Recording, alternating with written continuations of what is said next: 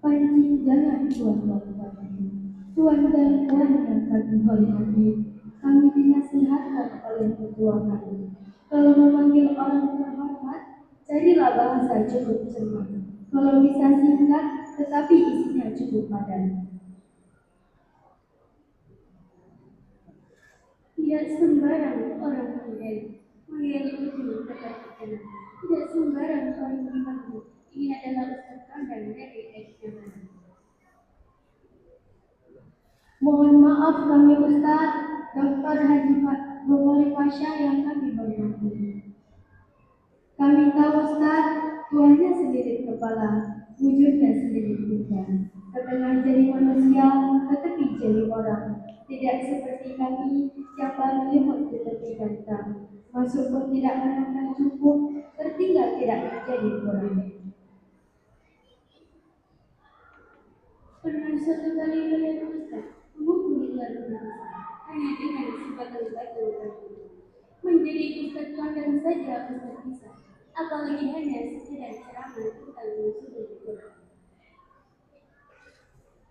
Silakan hadirin tepuk tangan yang meriah.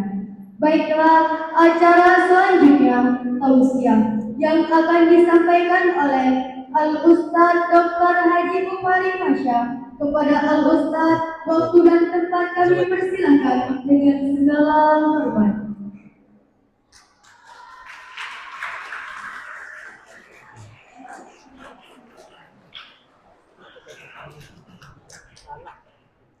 Hah?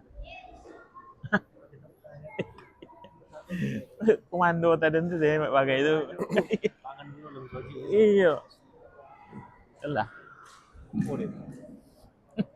Bismillahirrahmanirrahim. Assalamualaikum warahmatullahi wabarakatuh. Assalamualaikum warahmatullahi wabarakatuh. Hamdan syukran lillah wa barakatuh. Wassalatu wassalamu ala Rasulillah wa ala alihi wa sahbihi wa mawala. Amma ba'd. Qala Allah Ta'ala ba'da a'udzu billahi minasy syaithanir rajim. شهر رمضان الذي أنزل فيه القرآن هدى للناس وبينات من الهدى والفرقان. Allah Subhanahu wa taala berfirman dalam suratul Baqarah, bulan Ramadan bulan turunnya Al-Qur'an. Apa itu Al-Qur'an? Petunjuk bagi manusia. Wa bayyinati minal huda wal furqan, dan dia adalah penjelas dari petunjuk itu sendiri. Wal furqan, dia adalah pembeda antara hak dengan yang batil. Wa qala Nabi sallallahu alaihi wasallam, khairukum man ta'allama al-Qur'an wa 'allamahu. Rawahu Muslim. Nabi SAW telah bersabda, sebaik-baik kamu adalah orang-orang yang belajar Al-Quran, orang yang belajar Al-Quran dan mengajarkannya. Waqala ya'udhan, Allah juga, Nabi SAW juga bersabda, Ahlul Quran Allah. Ahlul Quran ahlullah wa khassatuhu. Nabi SAW telah bersabda, ahli Al-Quran itu adalah saudaranya Allah. Ahlullah wa khassatuhu, dan orang-orang khususnya, orang-orang spesialnya. Sadaqallahul azim wa sadaqa rasulullah, walhamdulillahi rabbil alamin. Bersyukur kepada Allah sebagai keniscayaan hari ini kita dijumpakan dengan bulan Ramadan. Dr. Salman Al-Audah, seorang ulama haraki, ulama pergerakan, menyitir sebuah kalimat yang membekas kuat dalam hati saya ketika dia menulis satu buku yang berjudul Apakah ini Ramadan terakhir kita? Dia mengatakan, apakah ini Ramadan terakhir kita? Karena bisa jadi ini Ramadan terakhir. Siapa menyangka teman kita yang duduk bersama kemarin tahun lalu Ramadan, tarawih sama kita, tadarus sama kita, puasa sama kita. Hari ini sudah tidak ada. Maka beliau mengatakan, jadikan Ramadan ini Ramadan terbaik. Karena bisa jadi ini Ramadan terakhir kita. Mimbar ini menjadi saksi. Ini sunnah memang seperti ini.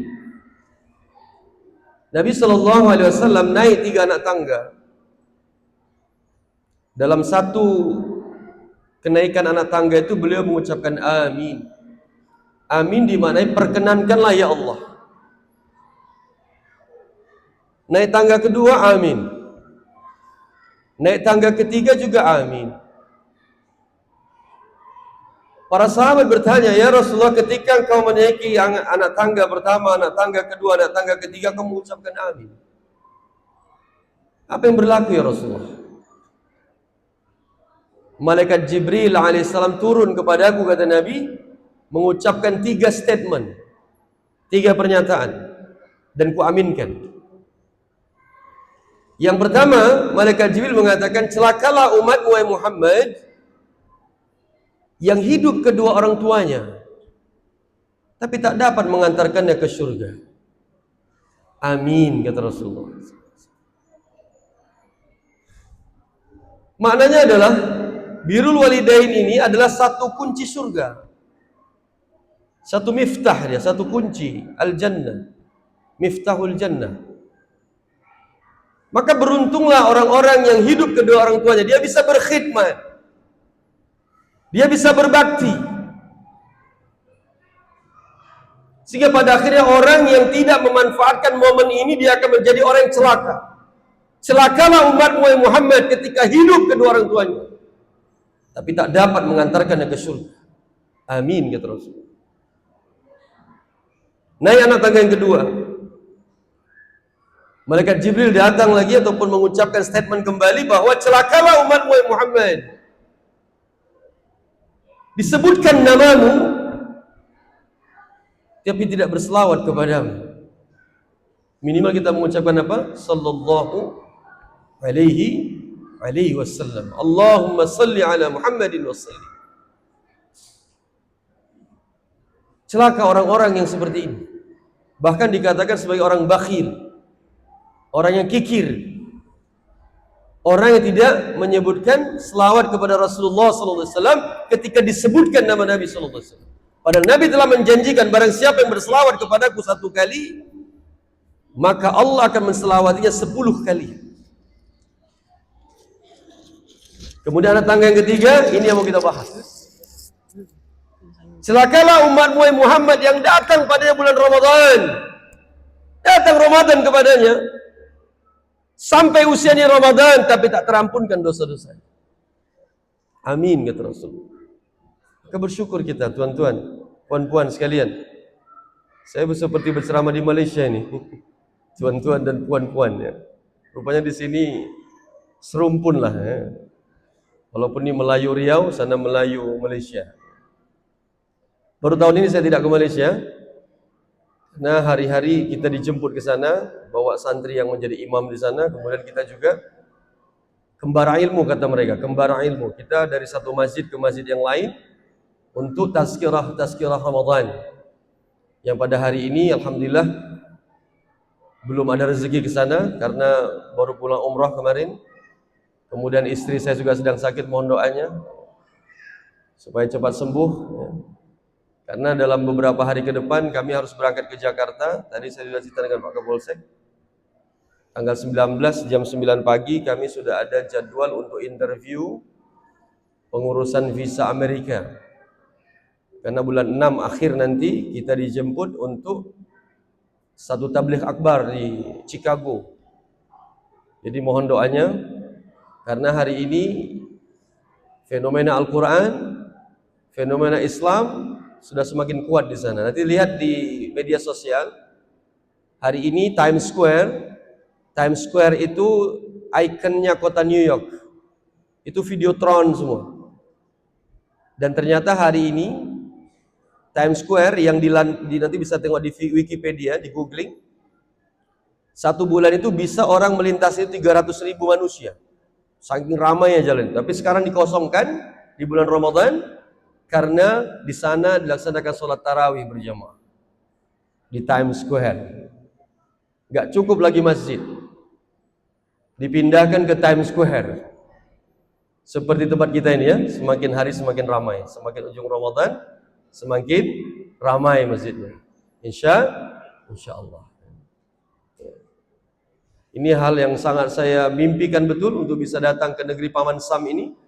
Dan kita melihat sekarang ada fenomena kembali bahwa banyak gereja-gereja berubah menjadi masjid. Dan ini sudah menjadi berita yang sangat-sangat kita sering dengar di media sosial. Kesyukuran ini kita rangkai dengan selawat dan salam kepada Nabi kita yang mulia Nabi Muhammad sallallahu alaihi wasallam. Kepada beliaulah Al-Quran diturunkan.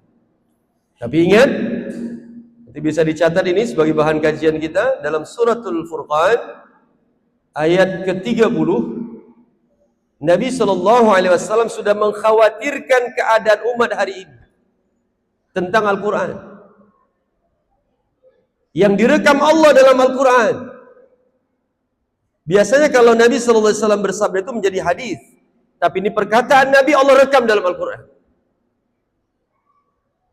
Apa Allah katakan? Wa qala Rasul, telah berkata Rasulku, ya Rabbi, ya Tuhanku, inna ya qaumi ittakhadhu hadzal Qur'ana mahjura. Telah berkata Rasulku, kata Nabi sallallahu alaihi wasallam, kata Allah mengatakan kepada Nabi sallallahu alaihi wasallam, umatku nanti di akhir zaman akan beramai-ramai meninggalkan Al-Quran. Penafsiran ulama panjang sekali tentang kalimat ini, tentang ayat ini.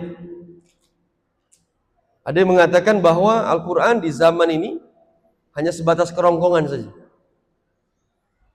hanya sebatas musabaqah saja. Tidak yatarasyak fi qulubina, tidak terhunjam dalam hatinya. Bahkan ada beberapa orang yang menjual ayat-ayat Allah itu dengan harga yang sedikit. Yang mau kita bahas juga malam ini tentang jihad bil Quran. Dan ini harus kita antisipasi apa yang dikatakan Nabi sallallahu alaihi wasallam ini, bahwa tidak terjadi di sini, tidak terjadi di Nabara, tidak terjadi di Indonesia. Ini yang dikhawatirkan Nabi sallallahu alaihi wasallam. Al-Quran surah Al-Furqan ayat ke-30. Dan ternyata hadirin rahmati Allah Subhanahu wa taala, kalau berbicara Al-Quran ini, kita berbicara fenomena, kita berbicara keajaiban, kita berbicara nur. Tema pada malam hari ini adalah Al-Quran sebagai guidance, sebagai pedoman dan lentera hidup. Flyer tadi saya baca Ustaz, menginspirasi betul. Memang guidance, dia manual book of the mu'min. Dia adalah buku panduan bagi orang beriman. Maka pada akhirnya menjadi dusturnya, menjadi millahnya, menjadi jalannya. Dan jihad bil Quran itu ada 4. Di level mana kita hari ini? Yang pertama, jihad bil Quran yang pertama adalah tahsinul Quran. Tahsin berasal dari kata hasan. Hasan artinya baik. Tahsinul Quran maknanya perbaiki bacaan Quran. Tuntut ilmu Al-Quran ini dari mulai membacanya dengan baik. Imam Al-Jaziri dalam matan Jazariyahnya mengatakan, cukuplah seseorang dikatakan berdosa ketika membaca Al-Quran tidak dengan tartil, tidak dengan tajwid yang benar. Cukuplah dia dikatakan berdosa. Apa dosa dia? Tidak mau belajar. Guru sudah ada di mana-mana. Bahkan ada sekarang satu aplikasi, satu community, satu kegiatan yang saya ikuti, SIDAQ namanya. SIDAQ, SIDAQ, Surgakan Indonesia dengan Al-Quran. Apa latar belakang gerakan ini? 165 juta penduduk Indonesia ini tak bisa baca Quran. Buta huruf Al-Quran. Kalau di tempat ayah saya dulu, Pak Kiai, orang Jawa, baca Quran itu karena gak tahu dia katakan reng-reng kok. Ireng, bengkok. Tapi alhamdulillah, Pak Kiai lahir dari komunitas, dari kalangan intelektualitas rendah. Dia berangkat naik sepeda setiap hari 20 km untuk belajar ke PGA, pendidikan guru agama dulu. Sampai diejek oleh orang kampungnya, Pin, namanya saya Marvin Kasduri, tapi dipanggil Pin. Genti aja jenengmu Pin, jadi sarjono. Semua orang menghinakan dia ketika dia menuntut ilmu. Tapi sekarang terbelalak sudah mata. Ketika beliau berhasil menjadi seorang kiai, dan hari ini pesantren yang diamanahkan kepada kami generasi kedua sudah memiliki santri pelajar kurang lebih 2.800 orang. Dengan cluenya Al-Quran, tahsinul Quran. Yang kedua, tahfizul Quran. Setelah kau membaiki bacaan Quran, baru kau boleh menghafal. Jangan sebelum bagus langsung menghafal. Kalau sudah menjadi hafalan permanen, dia susah untuk memperbaikinya nanti.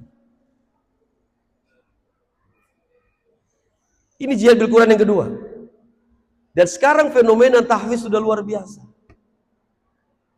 Pak Kapolsek yang kami muliakan, instansi Polri, TNI, itu sudah membuka jalur khusus untuk para penghafal Quran. Pak Camat juga.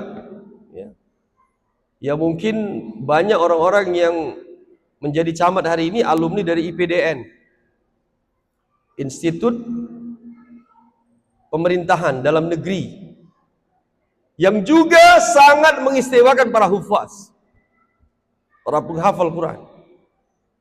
Kampus saya dulu, kampus saya Universitas 11 Maret Surakarta, Jawa Tengah. Nanti kalau googling, coba ketik di Google itu 10 PTN terbaik se-Indonesia, termasuk kampus saya.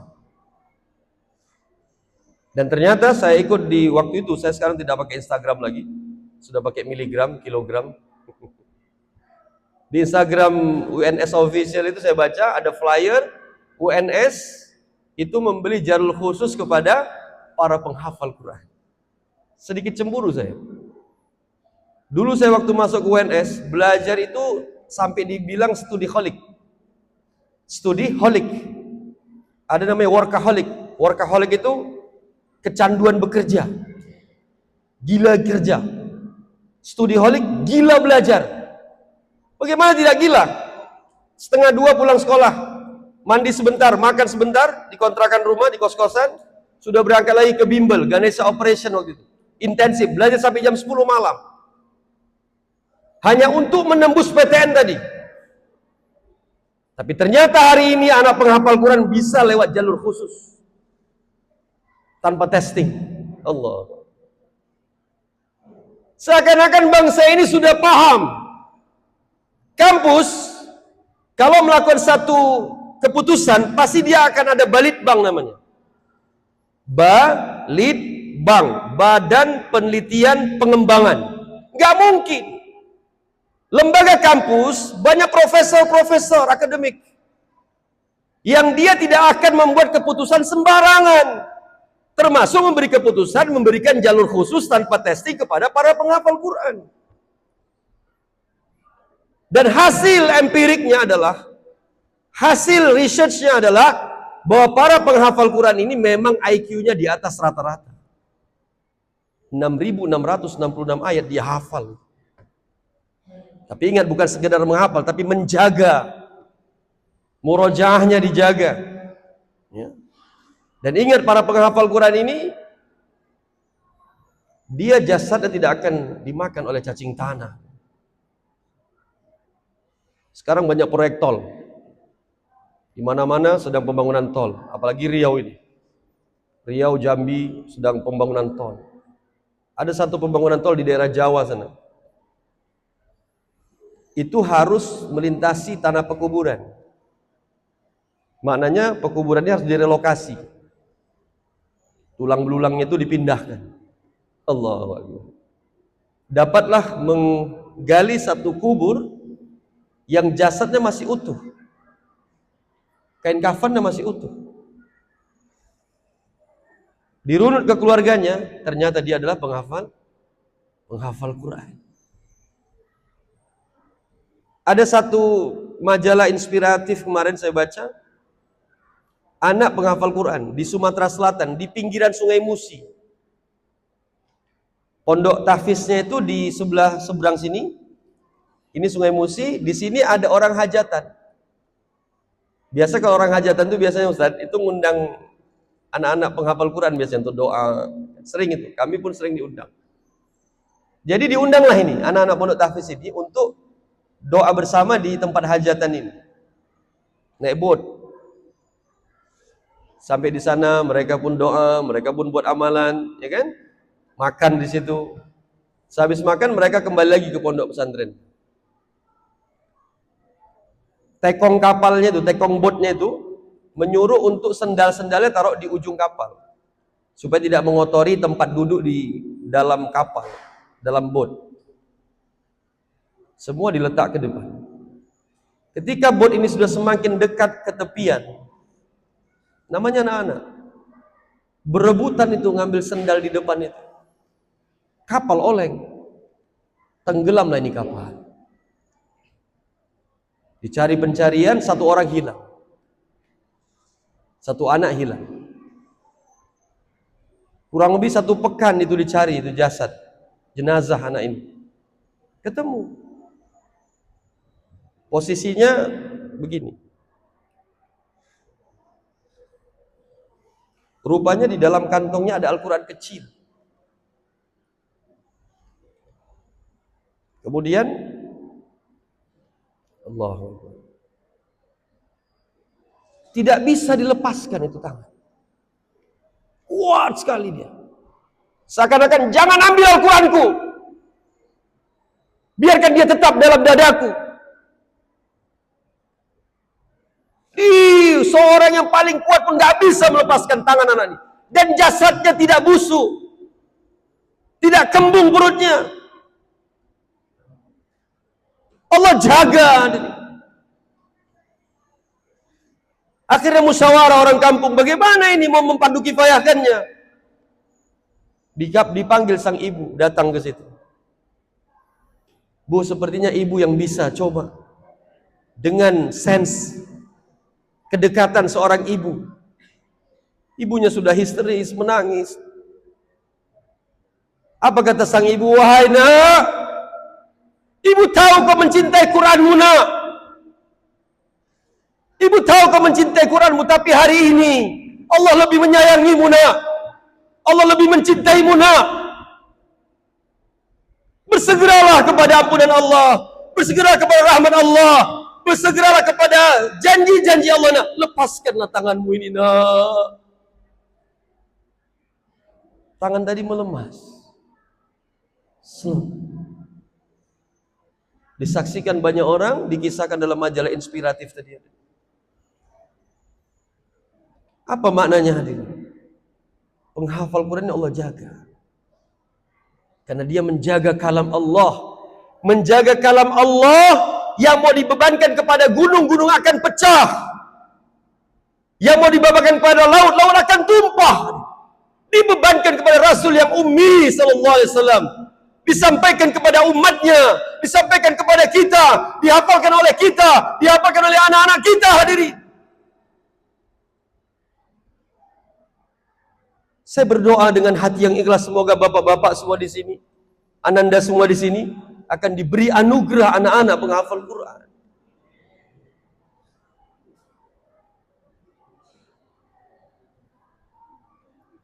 Saya sedikit emosional ketika kemarin anak saya hafiz 30 juz. Dan nanti tanggal 15 April akan berangkat ke Pakistan untuk mengambil program S1 dan S2, ngambil jurusan Ulumul Hadis. Waktu dia umur 9 tahun, dia hafal 5 juz. Emosional saya, terharunya macam Offer gitu. Bulan purnama. Muaz, saya bilang, nama anak saya Muaz. Itu nak bulan purnama itu nak. Kalau kau minta sama ayah akan ambil untuk kau itu. Karena saya yakin yang menghafal Quran anak kita, tapi mendapat fadilahnya adalah orang tuanya pula. Ustaz Adi Hidayat hari ini, yang kita ketahui kecerdasan remembering hadisnya, beliau mengatakan, Imam At-Tirmidzi kata beliau, dia nukilkan satu hadis Nabi sallallahu alaihi wasallam bahwa para penghafal Quran akan masuk surga dari jalur yang lebar. Padahal surga itu penuh dengan pintu-pintu. Ada babul royan untuk orang-orang yang berpuasa. Ada babul jihad untuk orang-orang yang mati syahid. Ada babul sedekah untuk orang-orang yang gemar sedekah. Ada babul salat untuk orang yang bagus salatnya. Tapi bagi para penghafal Quran tak cukup pintu. Dikasih Allah jalan yang lebar. Masuk surga. Ketika dia masuk surga ini, karena dia ahlullah tadi, ahlullah wa khassatuhu. Dia ini saudaranya Allah dan orang-orang istimewanya. Dipakaikan kepadanya mahkota yang terangnya melebihi terangnya cahaya matahari. Dipakaikan kepadanya jubah kemuliaan yang tidak bisa dibeli di dunia ini. Gak ada jual di sini. Sehebat apapun uangmu, setinggi apapun jabatanmu, kau tidak akan mampu membeli jubah dan mahkota ini. Karena dia hanya untuk penghafal Quran. Masuk surga dia. Karena dia Allah, dia interupsi kepada Allah. Wahai Allah, aku tidak akan masuk surga, wahai Allah, kecuali bersama ibu dan ayahku, kata dia. Padahal ibu dan ayahnya bukan penghafal Quran. Bahkan tak bisa membaca Al-Quran. Bahkan buta huruf Al-Quran. Tapi ketika dalam majma'-majma' seperti ini, dalam tabligh akbar seperti ini, dalam peringatan nuzul Quran seperti ini, didengarnya fadilah-fadilah penghafal Quran.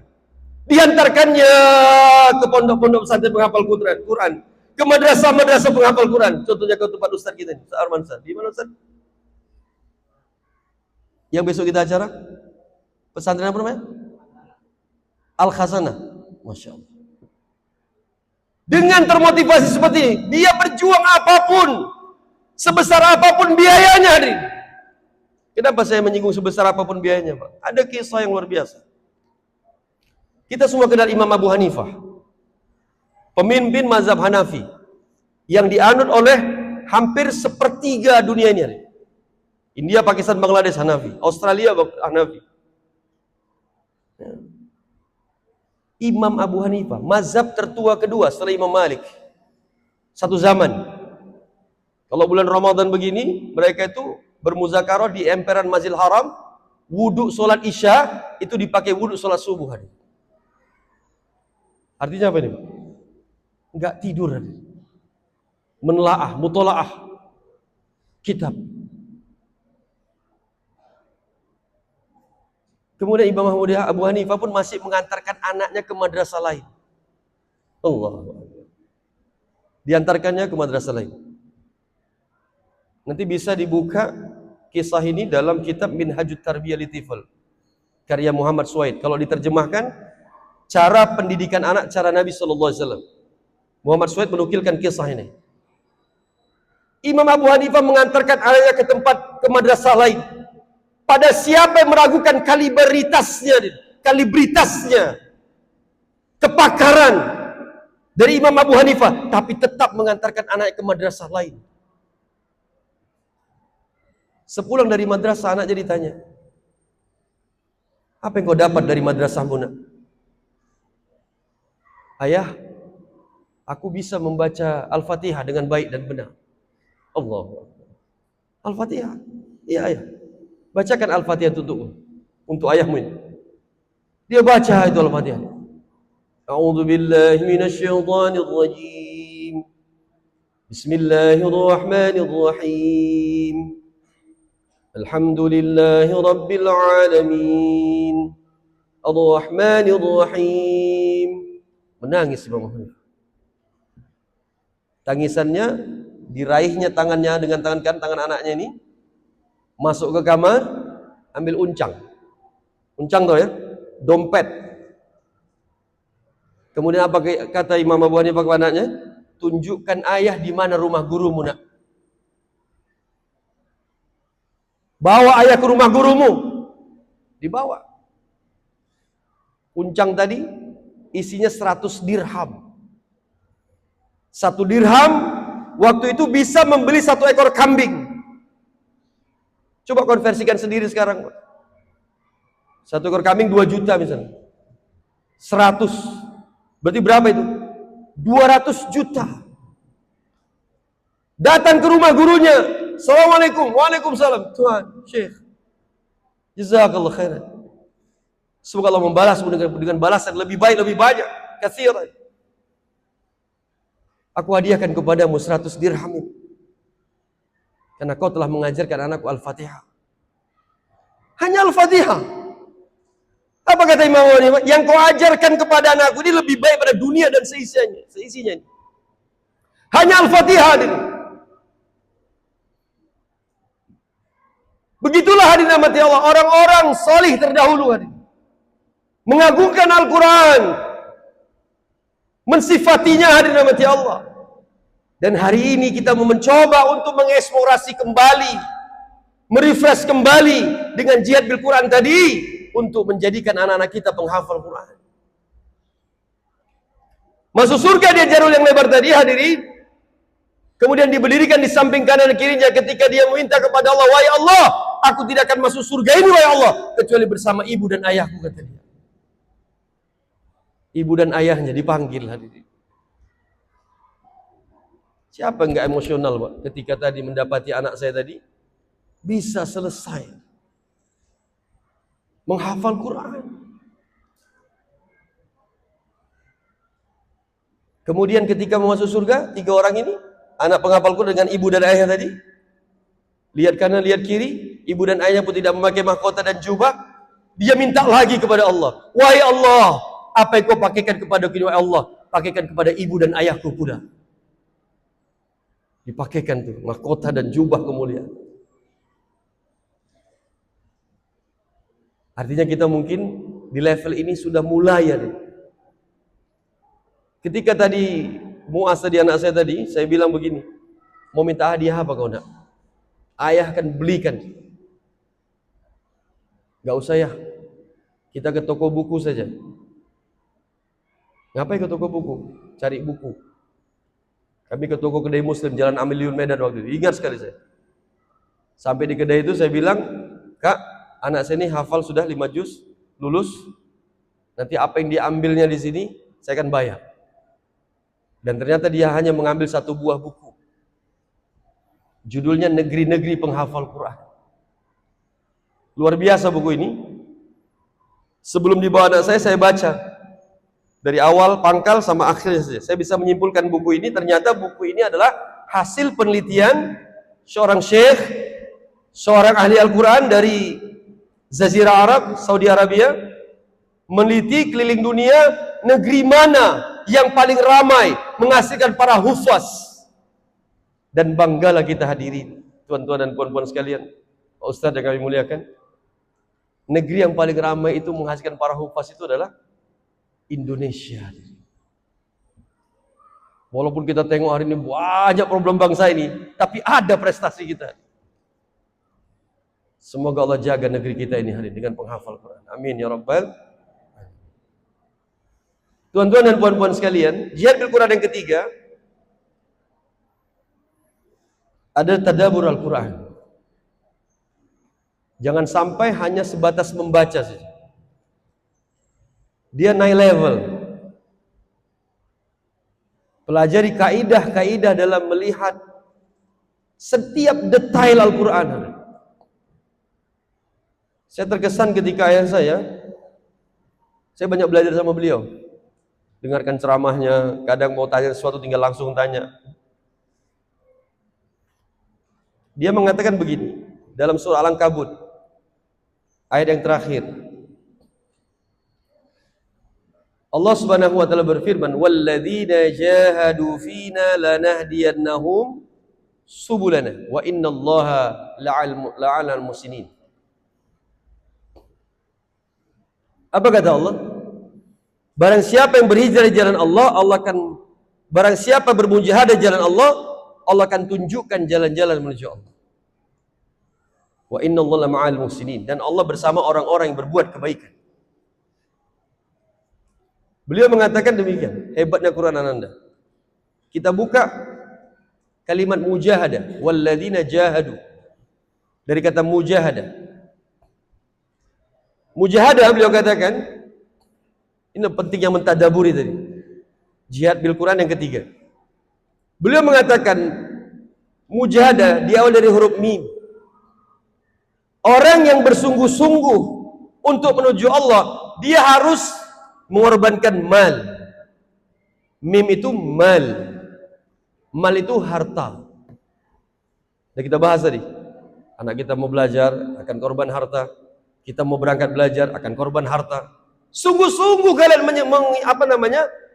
menginfakkan harta kalian di jalan Allah itu. Mim. Orang berdakwah, korbankan harta. Seperti besok kami ke Amerika, yang nggak ada sponsor dari mana-mana. Kita berangkat sendiri. Dengan hasil usaha kita sendiri. Beli tiket sendiri, urus visa sendiri. Korbankan mal. Karena hanya dengan itulah jalan kita untuk menuju Allah. Beliau katakan. Kemudian mim, jim. Jim, jism. Jism mana jasad. Tidak cukup hanya berkorban harta, tapi jasad kalian juga berangkat. Gak cukup, aku titip hartaku aja ya. Aku kayaknya belum bisa ini. Gak cukup, gak sempurna. Jim. Kemudian Pak Kiai, ayah saya, Dr. Marvin Kasduri, mengatakan kembali, tengok jimnya nak. Ada alif, auqad, 2 harkat, mujah. Harkatnya 2, ya. Mujah. Apa ini alif nak? Bilangkan sama saya, auqad. Korbankan harta, korbankan diri, korbankan auqad, korbankan waktu. Allah. Kok bisa pas begitu? Kemudian mujah, ha. Ha itu apa ya? Ha itu hijrah nak. Harus bergerak, berpindah. Jangan berdiam diri di rumah. Bergerak, memberi kemanfaatan, mendakwakan Al-Quran kemanapun juga. Mujah, hijrah. Untuk apa kau berhijrah kata beliau? Tengok dal, mujah, dal. Dal ini apa ya? Dal ini dakwah. Korbankan hartamu, korbankan dirimu, korbankan waktumu untuk berhijrah, untuk mendakwahkan agama. Tengok ujungnya nak, tak marbuta. Itu bisa dibaca ha besar. Ya. Apa ha besar ini ya? Hudan. Apa itu hudan? Hidayah. Hidayah yang sangat mahal harganya. Begitulah mentadaburi Al-Quran. Belum menafsirkannya, belum menafsirkan. Tak sembarangan boleh orang menafsirkan Al-Quran. Kecuali dia menguasai tentang ilmu-ilmu kaidah bahasa Arab yang benar. Dia telah rujuk sanad Qurannya kepada sanad yang bersambung kepada Rasulullah SAW. Kalau sebatas ilmu tafsir, mungkin kita bisa membaca kitab tafsir. Tapi jangan pandai-pandian kita untuk menafsirkan Al-Quran dengan kedangkalan ilmu kita. Sampai sekarang saya pun belum berani menafsirkan Al-Quran. Tapi ada bagian integral daripada melihat Al-Quran dan mentadaburi Al-Quran. Ini yang ketiga. Yang keempat, yang terakhir, dakwatil Quran. Dakwakan Al-Quran itu. Apa yang kita baca, yang kita perbaiki bacaan, yang kita hafal, yang kita tadaburi, ini tidak ada artinya kalau tidak didakwahkan. Kami betul-betul merasakan miracle Al-Quran ini. Dan puan-puan sekalian. Mengapa tidak?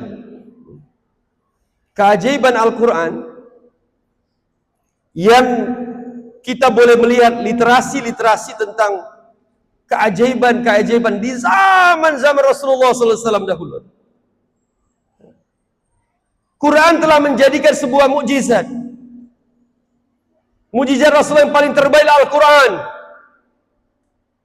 Dan yang paling penting adalah dia akan menjadi syifa lahir dan batin manusia hari ini. Wa nunazzilu minal Quran ma huwa syifa wa rahmatul lil mu'minin. Quran itu sebagai syifa. Saya sempat ikut tahsin Quran bersama Ustaz Mar'i Muhammad. Beliau Dewan Hakim MTQ Nasional di cabang 30 juzuk. Pernah saya undang ke pesantren kami. Dia cerita dalam tahsin, dalam mentargib kami, memotivasi kami tentang Quran. Bupati Mandailing Natal, Pak Amru Daulay, punya istri kena stroke. Di satu masa Ustaz Mar'i datang ke sana, minta doa. Pak Amru Daulay ini, bupati ini kepada Ustaz Mar'i untuk kesembuhan istrinya. Dan istrinya pun didatangkan untuk dimintakan doa. Dan hebatnya dirahmati Allah, Al-Fatihah itu bisa menjadi, kalau dalam tafsir Ibnu Katsir, dia bisa menjadi jampi. Saya ada kisah menarik ini, pengalaman pribadi. Saya pernah dakwah ke puncak Bukit Barisan. Dari Labuan Batu Utara naik ke atas 50 km. Di sana ada perkampungan-perkampungan yang belum tersentuh dakwah. Saya sampai ke sana bawa santri waktu itu dakwah ke sana. 40 hari. Dari mulai Untai Mungkur, Eknahohom, sampai kami di Tapian. Di Tapian ini hutan lebat. Hanya ada 20 kakak di situ. Hutan yang sedang dibabat mau dijadikan sawit, perkebunan sawit. Jadi singkat cerita, ketika kami taklim pagi di masjid itu, datang seorang ibu. Pak Ustadz, bilangkan sama orang di luar masjid yang sedang memasak untuk masak makan siang kami. Anak saya hilang ingatan, Ustaz. Maksudnya, Bu? Sakit jiwa. Siapa tahu orang bapak bisa mengobati anak saya. Jadi bapak ini, Pak Sudirman, namanya kawan kita ini, tanya sama saya, Ustaz Bukhari, ibu ini minta anaknya diobati, didoakan. Tanya aja rumahnya Pak di mana, kita lagi taklim, nanti ba'da Isya kita ke situ. Asar anak ini datang, sholat asar sama kami. Besar, tinggi, ganteng, 17 tahun umurnya. Namanya si Mentos. Namanya siapa? Mentos. Kayak nama apa itu Mentos? Permen ya? Ya Allah, senyum-senyum sendiri. Sholat sama kami, tapi begitulah. Matanya ke sana kemari kan. Akhirnya kami pun ba'da Isya ke rumahnya. Sampai di rumahnya, dengan gubuk-gubuk biasalah ya, barak-barak ya, penggarap-penggarap hutan. Allah. Jadi kami, Assalamualaikum, Waalaikumsalam. Silakan Pak Ustaz, silakan Pak Ustaz. Duduk kami di situ sama beberapa orang menemani saya. Ceritalah, tolong anak saya Pak Ustaz. Minta tolong sama Allah, jangan sama saya. Iyyaka na'budu wa iyyaka nasta'in. Tapi Ustaz tolonglah didoakan. Baik, akan saya doakan. Sekarang gini Bu, saya bilang. Anak ibu ini namanya Mentos ya? Iya. Kita ganti aja Bu ya namanya. Iya Pak Ustaz. Kita ganti apa Pak Ustaz? Samaituka samakallah. Saya ganti namanya Syafaqallah. Saya ganti namanya apa? Syafaqallah. Syafaqallah itu artinya semoga Allah menyembuhkanmu. Cantik sekali Pak Ustaz, orang Batak ini. Cantik sekali Pak Ustaz, namanya Pak Ustaz. Tiba-tiba, sebentar Pak Ustaz, sebentar. Pergi dia ke kamar, diambil anak bayi perempuan baru lahir, belum dikasih nama. Sekalian Pak Ustaz, kasih nama ini Pak Ustaz. Saya kasih nama Samaituki Samakillah, Naila Farafisa. Cantik namanya ya, Naila Farafisa. Siapa ini Naila Farafisa? Istri daripada Utsman bin Affan radhiyallahu anhu.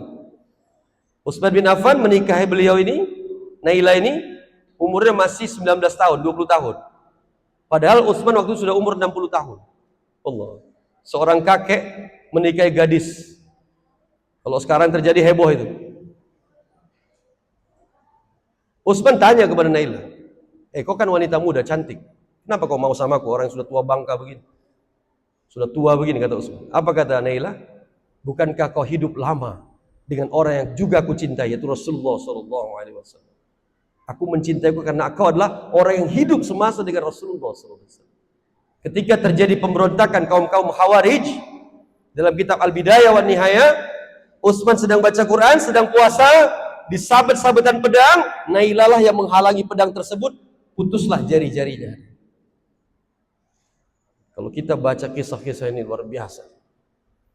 Saya kasih nama anak tadi Nailah Farafisa. Saya terkesan betul dengan sosok Nailah Farafisa ini. Cantik sekali Pak Ustadz namanya. Kemudian yang kedua, saya katakan kepada mereka, ambil air putih. Ambil air putih. Kemudian saya baca Al-Fatihah. Dalilnya dari Ibnu Katsir, tafsir Ibnu Katsir tadi, bahwa Al-Fatihah bisa menjadi jampi, bisa ditiupkan kepada air, bisa ditiupkan ke tangan, bisa dijadikan sebuah cara untuk menjadi syifa, menjadi obat.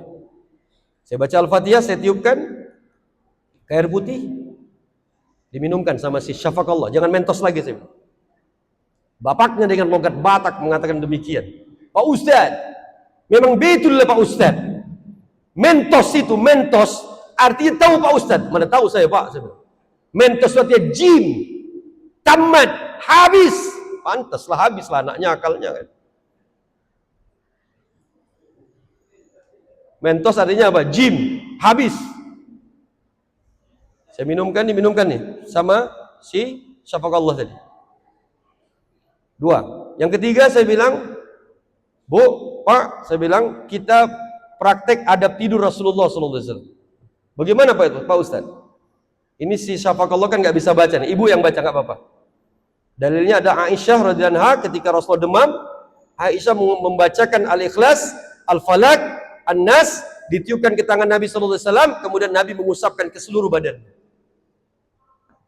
Langsung praktek. Selonjorkan kakinya. Selonjorkan kakinya. Baca Bu. Al-Ikhlas, Al-Falaq, An-Nas. Dibaca sama ibunya. Tiupkan ke tangan si Syafaqallah. Dah? Syafaqallah kita bantu untuk mengusapkan ke seluruh badan. Lakukan 3 kali. Jadi Bapak sekalian, ibu-ibu, kalau mau terhindar dari santet, sihir, segala macam, meruqyahlah dengan ruqyah diri sendiri. Jangan minta diruqyah oleh orang lain. Penyebab seseorang tidak masuk surga ataupun susah masuk surga tanpa hisab, penghalangnya adalah dia minta diruqyah. Dan ruqyah yang paling baik adalah meruqyah diri sendiri dengan amalan-amalan, zikir pagi petang, baca Quran, adab tidur, adab WC, semua pakai adab dalam Islam. Kemudian diusapkan ke badan si Syafaqallah ini. 3 saya bilang. 4 Bu. Banyak kali memang resepnya nih. Resep yang keempat Bu, saya bilang, coba bertawasul dengan amal. Amal yang sifatnya hablum minan nas, bukan hablum minallah. Contoh, misalnya Ibu pernah ngasih makan orang miskin, atau berbakti kepada kedua orang tua, adukan sama Allah, ya Allah, aku sudah berbakti kepada orang tua, ya Allah. Kalau kau ridha dengan amalku ya Allah, sembuhkan Syafaqallah ini ya Allah. Tapi jangan kasih tahu sekarang, nanti malam tahajud nanti saya bilang. 4. Yang kelima, kakak saya dokter, punya teman spesialis kejiwaan di rumah sakit umum. Ini nomor handphone saya. Kami pulang tanggal sekian. Nanti Ibu datang ke kantor rapat, telepon saya akan bawa untuk ke dokter spesialis kejiwaan. Di sana ada vitamin ginkgo biloba namanya. Vitamin untuk membangkitkan ingatan. 5 saya kasih. Allahu Akbar. Malam itu kami doa satu jemaah, ya Allah sembuhkan anak ini ya Allah. Kalau ini sembuh ya Allah, asbab hidayah. Allahu Akbar. Benar hadir. Pagi hari kami mau pindah masjid. Dari Tapian ke Sirata-Rata. Satu rombongan mereka. Ayahnya, emaknya tadi, si Syafaqallah tadi. Datang rame-rame. Ustaz, alhamdulillah Ustaz, sembuh anakku Ustaz. Kata. Saya bilang sama Pak Sudirman dengan joke, dengan guyon, Pak, berangkat kita segera Pak. Jadi dukun aku di sini Pak.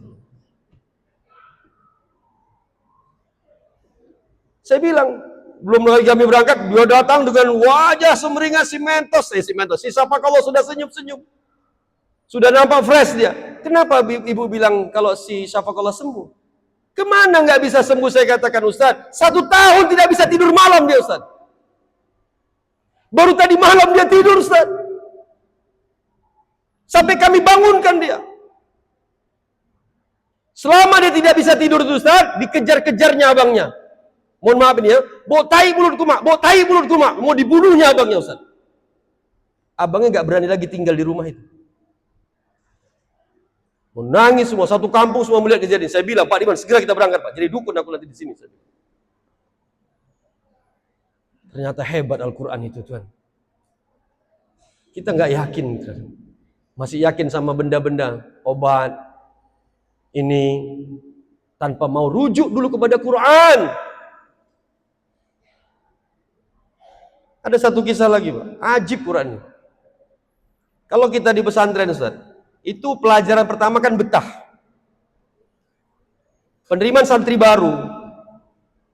Ada anak yang nggak mau ditinggal orang tuanya. Nggak mau aku ya, nggak mau aku di sini ya, aku mau pulang ya. Bapaknya nggak bergeming, menangis saja bapaknya, diambil Quran sama bapaknya. Nggak ada. Kau ini, oh, nggak ada dia marah. Diambil Al-Quran. Ini di depan mata kepala saya sendiri, di waktu zuhur ini, di pondok pesantren kami. Baca Quran bapak sambil nangis-nangis. Karena memang baca Quran ini kata Nabi Sallallahu Alaihi Wasallam, bacalah Al-Quran. Ketika membacanya menangislah. Kalau tak sanggup menangis, pura-pura menangis. Karena Quran kata Nabi diturunkan dengan kesedihan. Nangis bapaknya baca Quran. Lama-lama dia mana ini? Sekarang selesai 30 juz anaknya. Jadi coba kita rubah mindset kita nih. Kalau ada masalah, baca Quran. Kalau anak sakit, baca Quran. Baru sah ini malam nuzul Quran ini. Ini kita enggak dapat masalah ingat si ini. Dapat masalah ini, mau ingat yang ini. Jadi hadirin rahmati Allah Subhanahu wa taala. Keajaiban-keajaiban Al-Quran inilah yang telah menjadikan orang-orang hebat terdahulu hadirin menjadi waliullah. Menjadi walinya Allah mereka. Kalau sudah jadi walinya Allah nggak akan ada ketakutan lagi kepada makhluk. Karena kita yakin hadirin rahmati Allah, walam yasya illallah.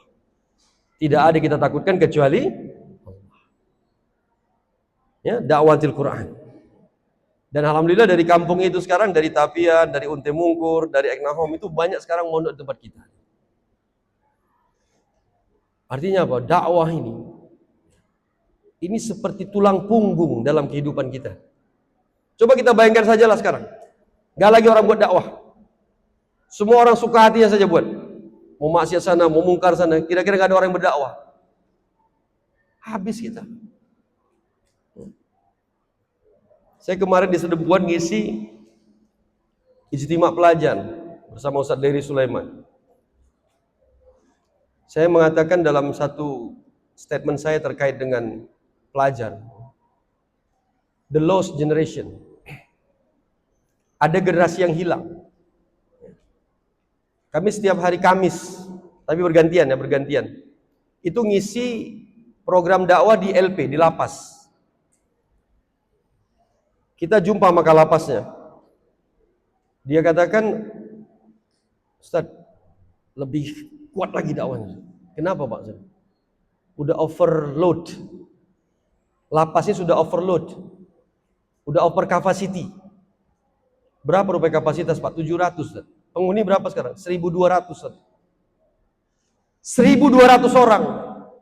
Dan dia mengatakan 70% itu usia produktif. 18 sampai 35 tahun. Hilang ini generasi. Apakah kita tidak risau dengan keadaan itu? Yang mungkin naudzubillah min dzalik, anak kita satu mangsanya nanti hadirin. Cucu kita hadirin. Jahat, Pak. Fitnah akhir zaman ini. Kalau kita tidak kuatkan dakwah kita ini. Maka hadirin rahmati Allah Subhanahu wa taala, memaknai nuzulul Quran bahwa tadi dikatakan bahwa dia sebagai guidance, hudalinnas, petunjuk bagi manusia. Ya. Coba tengok Pak di Quran ini. Nanti buka Al-Baqarah 234. Saya kemarin sempat cerita kayak di Isra Mi'raj ini. Ya, ada profesor pakar genetik di Jerman berjumpa dengan Profesor Muhammad Hatta. Beliau ini ketua MUI Kota Medan, diutus oleh MUI Sumatera Utara berangkat ke Jerman dan Spanyol untuk meneliti tentang perkembangan Islam di Eropa. Akhirnya dia dijumpakan dengan profesor pakar genetik yang masuk Islam hanya gara-gara membaca satu ayat Quran saja. Kira-kira kita, Pak, udah ribuan ayat kita baca Quran ini, apakah Islam sudah masuk dalam diri kita? Sudah teraplikasi dalam kehidupan kita? Wallahu a'lam. Apa kata Prof. Muhammad Hatta? Dia membaca Al-Baqarah 234. Ibu-ibu dengarkan. Al-Baqarah 234 ini adalah satu kaidah namanya masa iddah. Masa tunggu wanita.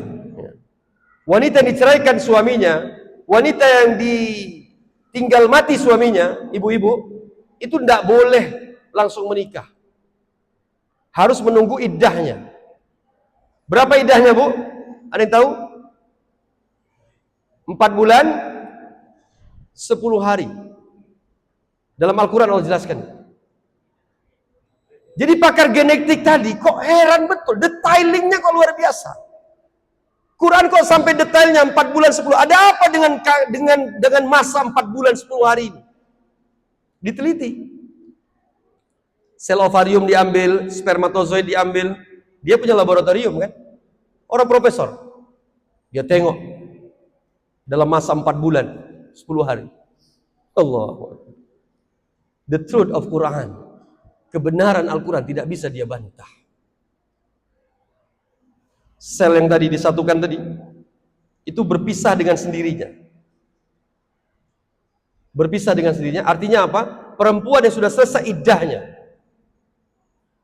dia sudah melepaskan ataupun membuang bekas-bekas suaminya yang lama, sehingga dia siap untuk menerima sperma yang baru. Tidak ada percampuran nasab dalam Islam. Dr. Zakir Naik pernah ditanya, Islam tidak adil. Kenapa dalam Islam boleh poligami? Jangan terlalu banyak cerita poligami ya. Nanti ibu-ibu di belakang akan membenci saya. Walaupun saya sudah diizinkan oleh istri saya. Yang pernah ikut ceramah Islam sudah tahu, syaratnya 3L saja. Silakan Mas nikah lagi. Ya. Di Malaysia ada yang ngurusi, di sini. Waktu itu saya di Malaysia dapat tawaran banyak. Syaratnya 3L saja. Lebih cantik dari aku, lebih muda dari aku, kata istri saya. Yang terakhir giginya rapat, langkai dulu mayatku, katanya. Nggak jadi ya. Langkai dulu mayatku, jangan ngeri awak, kan gitu kan. Kenapa Islam mengajari ada poligami, tidak ada poliandri? Allah. Dr. Zakir Naik senyum-senyum aja jawabnya. Kamu punya anak? Punya, katanya. Masuk sekolah? Iya. Di sekolah apa yang paling penting? Data. Nama kamu siapa? Si Fulan. Ya kan? Ayah kamu, kalau yang poligami ya, ayah kamu, jelas ayahnya. Ayah kamu si Fulan. Ibu kamu, oh ibu kedua. Ibu ketiga. Fulana, misalnya.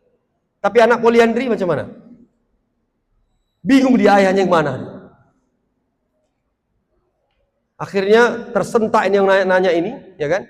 Semua kau bisa buka Al-Quran, kata Dr. Zakir Naik. Jadi pakar genetik ini tadi melihat satu percobaan yang begitu luar biasa tadi keluar dari lisannya, la ilaha illallah Muhammadur Rasulullah. Apa kata Prof. Muhammad Hatta dalam menceritakan kisah ini sambil terharu dia mengatakan 5 tahun ke depan dia prediksi Jerman akan jadi negara Islam. Saya sudah sampai ke Turki, Pak. tahun 2021 ke Turki dan Serbia. Di Turki saya jumpa banyak orang Jerman, karena Jerman Turki ini banyak asimilasi. Banyak orang Jerman jadi warga negara Turki, Turki jadi warga negara Jerman. Kalau kenal pemain bola, Mesut Ozil itu. Mesut Ozil itu orang Turki. Tapi dia dia migrasi ke Jerman jadi warga negara Jerman. Kan gitu. Sami Khedira itu kan orang Turki. Ustaz kok tahu nama pemain bola? Saya suka bola juga sedikit-sedikit. Di Turki, Pak, ada saya jumpa orang Jerman. Ya, dia invite saya. Dia ngundang saya. Come to my country.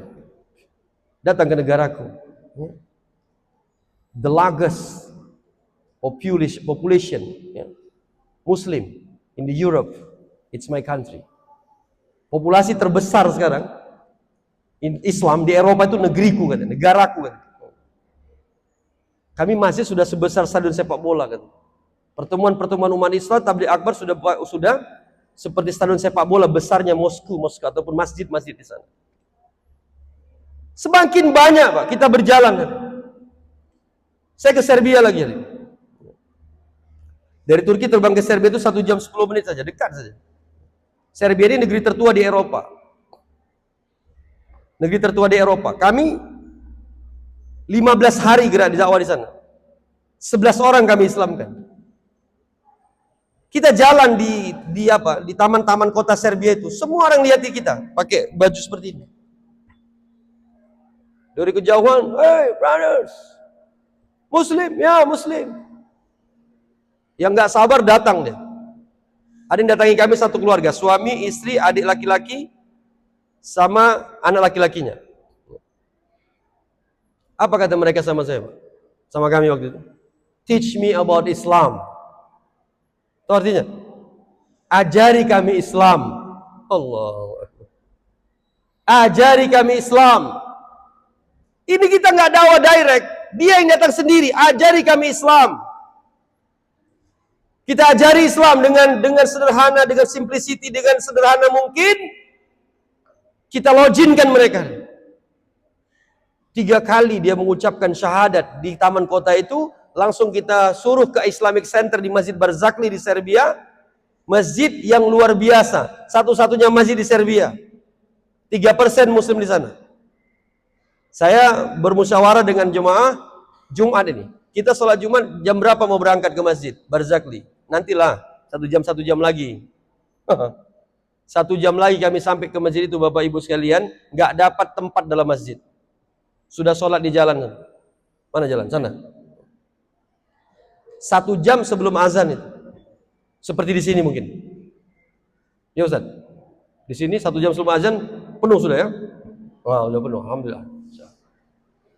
Di Eropa, negeri yang jauh dari kata mayoritas Islam.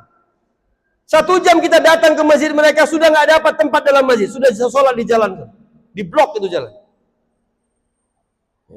Sama kayak Times Square tadi. Times Square, sholat tarawih di situ. Jadi benar hadirin rahmati Allah, ketika kita melihat fenomena di luar sana, hadirin, seakan-akan kita malu hadirin. Kita yang notabene warisan Islam ini hadirin. Tapi orang-orang di luar sana hadirin, mendapatkan Islam dengan perjuangan, dengan pengorbanan hadirin.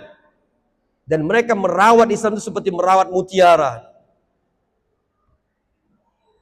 Dan Al-Quran hadirin, ya, Ustaz Lutfi pernah saya dengar ceramahnya di Kubang, di Riau, di Pekanbaru. Dia pernah ke Jepang. Kalau sholat tarawih di Jepang itu sekarang, itu saf pertama, saf kedua, saf ketiga, saf keempat itu hafiz 30 juz semua. Kalau mau masuk saf ke depan ditanya dulu, antum hafiz? Lah, belakang. Di luar sana. Makanya penting kita berjalan.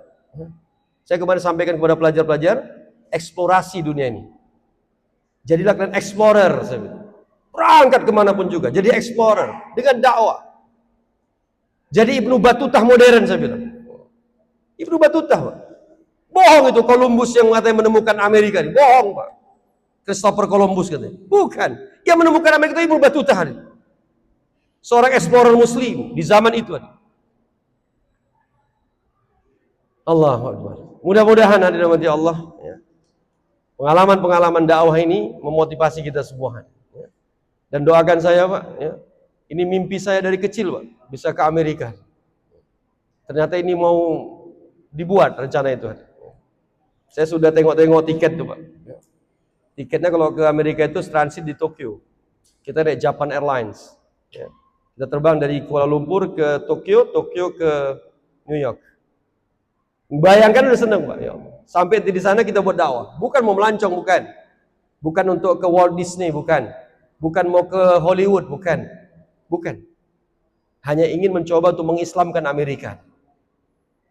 Dan keislaman bangsa Eropa ini, Amerika, Eropa, Australia itu sama, Eropa semua.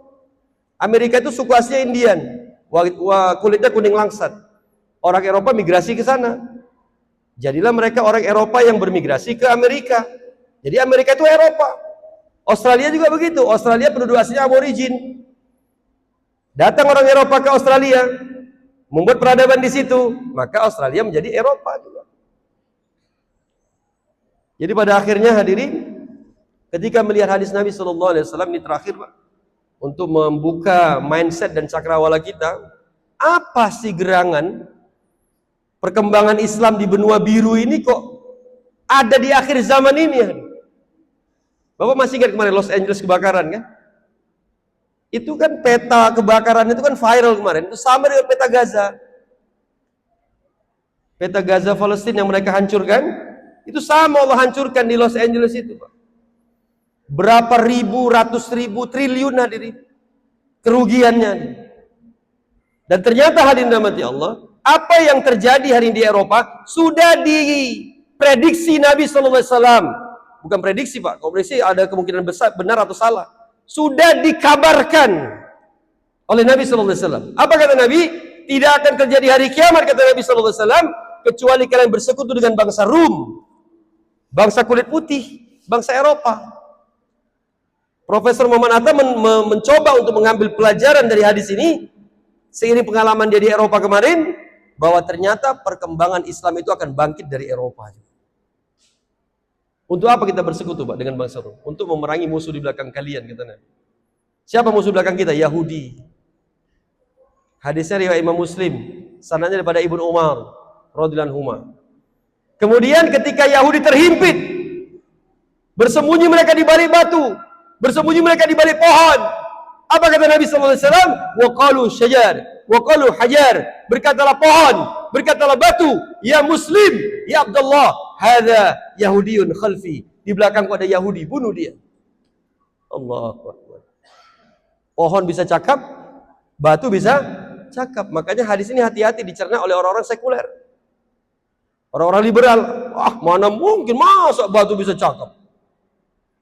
Pohon bisa cakap karena otaknya itu dikotori dengan kedangkalan akalnya. Dalam kitab Fathul Bari, Ibnu Hajar Al-Asqalani menjelaskan hadis ini adalah tidak ada kata beliau tempat bersembunyi yang aman untuk orang-orang Yahudi waktu itu. Habis Pak Yahudi itu Pak. Nampaknya sekarang menang mereka Pak. Tapi nanti ingat ya. Ingat nanti satu masa hadirin, Imam Mahdi muncul, Dajjal turun, dibunuh Nabi Isa alaihissalam, orang Nasrani akan semua masuk Islam. Dan itulah detik-detik hadirin, peristiwa akhir zaman akan terjadi. Ada sahabat saya Pak Samosir di Barus, tempat titik nol masuknya Islam di Indonesia. Saya sering ke sana dikasih kelapa muda itu di pantai Barus itu punya dia tuh kelapa muda itu. Sambil kami minum kelapa dia katakan, Ustadz nanti kalau Imam Mahdi datang, Ustadz berangkat dari sini aja kita Ustadz. Ah, betul lah. Itu kalau kita tarik garis lurus itu kata dia. Itu Ka'bah itu Ustaz, Ka'bah itu kata. Ka'bah kata dia. Ah, yang betul lah Pak. Tengok map, Google Map. Ada Android kan? Ada kata dia. Dia enggak punya Android. Coba buka itu Android Ustaz itu. Kita buka map, betul lah dia. Dari pantai Barus itu kalau kita ambil garis lurus gini, pas ke Mekah. Nabrak sedikit Sri Lanka aja. Nanti kita istirahat di Sri Lanka bentar. Minum-minum kopi kita di situ kata dia. Baru kita berangkat ke Mekah kan. Ada aja Pak Samosir yang saya bilang. Artinya hadirin mati Allah, masa itu sudah dekat. Yang mengatakan kiamat sudah dekat bukan saya. Yang mengatakan Allah dalam Al-Quran. Jadi kalau ada yang mengatakan kiamat sudah dekat itu dalilnya Al-Quran. Dari mana dalilnya? Surah Al-Qamar ayat pertama. Apa Allah katakan? Iqtarabatis sa'ah wansaqal qamar. Telah dekat datangnya hari itu, hari kiamat. Wansaqal qamar. Terbelah bulan hari. Terbelah bulan. Hari itu hari kiamat. Jadi ternyata hari Neil Armstrong yang katanya pernah ke bulan melihat ada paret yang besar. Seakan-akan bulan pernah terbang. Bukan seakan-akan, memang terbelah. Ketika Nabi menuju ke arah bulan, menunjukkan kenabiannya, nubuahnya, bulan terbelah, Pak. Gerak. Tapi begitu pun mereka mengatakan ini sihirnya Muhammad. Mereka tidak beriman kepada Allah dan Rasulnya. Jadi pada akhirnya hadirin rahmati Allah, tadi sudah kita bahas tentang makna Ramadan. Jadikan Ramadan terbaik tahun ini, karena bisa jadi Ramadan terakhir kita. Kemudian jihad bil Quran tadi ada 4. Tahsinul Quran, tahfizul Quran, tadabbur Quran, dakwatil Quran. Ini jihad kita. Kemudian yang terakhir kaitannya dengan fenomena Al-Quran berada di negeri-negeri lain di luar kita. Mereka bersemangat membaca Al-Quran. Ya. Mereka betul-betul tawaju dalam Quran. Di Pakistan, Pak, saya pernah, di India, saya pernah 1 bulan di sana.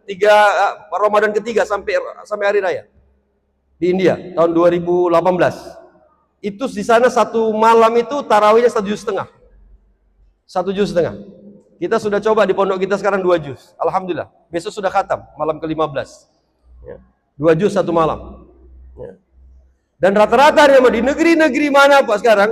Sekarang itu tarawihnya sudah 1 juz, 1,5 juz satu hari. Mudah-mudahan nanti masjid ini mengikuti hari itu. Imamnya hafiz Quran 30 juz. Ya. Mudah-mudahan gak bubar jemaahnya hari itu. 1 juz 1 malam, Pak. Allahu Akbar. Tapi kalau imamnya hafiz Quran, ya kan? Bacaannya bagus, merdu, Masya Allah, kita pun nyaman. Ya. Insya Allah ya, kita programkan ya, Ustaz ya. Cetak terus para penghafal Quran, Ustaz. Nanti jangan ada masjid-masjid di mana-mana nanti di wujud ini yang tidak imam tarawih itu bukan penghafal Quran. Semua penghafal Quran. 1 tahun ke depan saya kemari lagi, sudah begitu. Mudah-mudahan. Amin. Ya Rabbal Alamin. Bekerja sama dengan Pak Kapolsek, bekerja sama dengan Pak Camat, bekerja sama dengan MUI, sinergi semua. Buat kesepakatan. Ayo kita buat Ramadan Quran. Bagaimana caranya? Masjid-masjid di kecamatan kita ini kalau bisa imamnya, imam tarawihnya penghafal Quran. Allah. Baru setelah itu akan menjadilah negeri kita ini, kampung kita ini baldatun thayyibatun wa rabbun ghafur. Mungkin ini saja Bapak-bapak Ibu sekalian rahmati Allah Subhanahu wa taala. Bahagia sekali bisa berjumpa kembali dalam kali kedua setelah peristiwa peringatan Isra Mi'raj kemarin, dan ini nuzul Quran. Mudah-mudahan bukan yang kedua dan yang terakhir. Ya, kalaulah ada jarum yang patah, ya, jangan disimpan di dalam peti kan. Kalau ada kata-kata Bukhari pasang yang salah, jangan disimpan di dalam hati. Kalau ada sumur di ladang, boleh Bukhari pasang menumpang mandi. Sudah mandi tadi sore-sore di sini, sudah mandi. Kalau ada umur kita panjang, boleh kita berjumpa lagi. Nanti bapak-bapak yang mau ikut ke pengajian peradaban yang saya buat di media online di YouTube saja, silakan ketik nama saya Bukhari Fasa. Silakan nanti jangan lupa like, share, and subscribe. Jangan lupa komennya, jangan lupa loncengnya. Nanti di situ akan kita lihat kajian-kajian saya tentang bagaimana konsep-konsep pendidikan dan peradaban Islam. Nanti di situ kita akan banyak mendapatkan khasanah-khasanah tentang keadaan-keadaan yang berlaku terkait dengan pendidikan di zaman ini. Mudah-mudahan bisa kita jadikan ini sebagai sarana kita bertemu dan berpisah karena Allah, dan kelak berkumpul di surganya Allah Subhanahu wa taala bersama kekasih kita yang mulia Rasulullah sallallahu alaihi wasallam. Mari kita berdoa kepada Allah Jalla Jalaluhu, dan Allah akan ijabah doa-doa kita sebelum tangan-tangan kita turunkan. A'udzubillahi minasyaitonir rajim. Bismillahirrahmanirrahim. Alhamdulillahirabbil alamin. Wassalatu wassalamu ala asrafil anbiya'i wal mursalin wa ala alihi wa ashabihi ajma'in. يا حي يا قيوم برحمتك نستغيث يا ذا الجلال والإكرام يا قاضي الحاجات يا رحمن الرحيم رب اغفر لنا لوالدينا وارحمهم كما ربونا صغارا ولجميع المؤمنين المؤمنات والمسلمين المسلمات الأحياء منهم والأموات إنك سميع قريب مجيب دعوات آمين ويا قاضي الحاجات اللهم أعنا على ذكرك وشكرك وحسن عبادتك اللهم إنا نسألك الهدى والتقى والعفاف والغنى ربنا بارك لنا في الموت وفيما بعد الموت ربنا نسألك الجنة ونعوذ بك من سخطك والنار ربنا إنك عفو كريم تحب العفو فاعف عنا ربنا هب لنا من أزواجنا وذرياتنا قرة أعين واجعلنا للمتقين إماما ربنا لا تزغ قلوبنا بعد إذ هديتنا وهب لنا من لدنك رحمة إنك أنت الوهاب ربنا أفرغ علينا صبرا وثبت أقدامنا وانصرنا على القوم الكافرين ربنا لا تؤاخذنا إن نسينا أو أطعنا ربنا ولا تحمل علينا إسرا كما حملته على الذين من قبلنا ربنا ولا تحملنا ما لا طاقة لنا به واعف عنا واغفر لنا وارحمنا أنت مولانا فانصرنا على القوم الكافرين ربنا ظلمنا أنفسنا وإن لم تغفر لنا وترحمنا لنكونن من الخاسرين ربنا آتنا في الدنيا حسنة وفي الآخرة حسنة وقنا عذاب النار وصلى الله على محمد وعلى آله وأصحابه أجمعين سبحان ربك رب العزة عما يصفون وسلام على المرسلين والحمد لله رب العالمين سبحانك الله بحمدك أشهد أن لا إله إلا أنت استغفرك وأتوب إليك السلام عليكم ورحمة الله وبركاته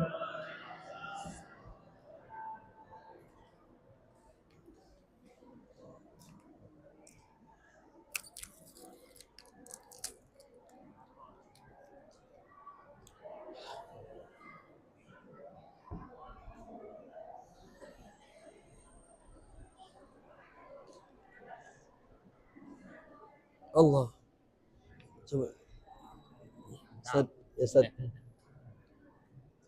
Ya. Terima kasih kami ucapkan. Acara selanjutnya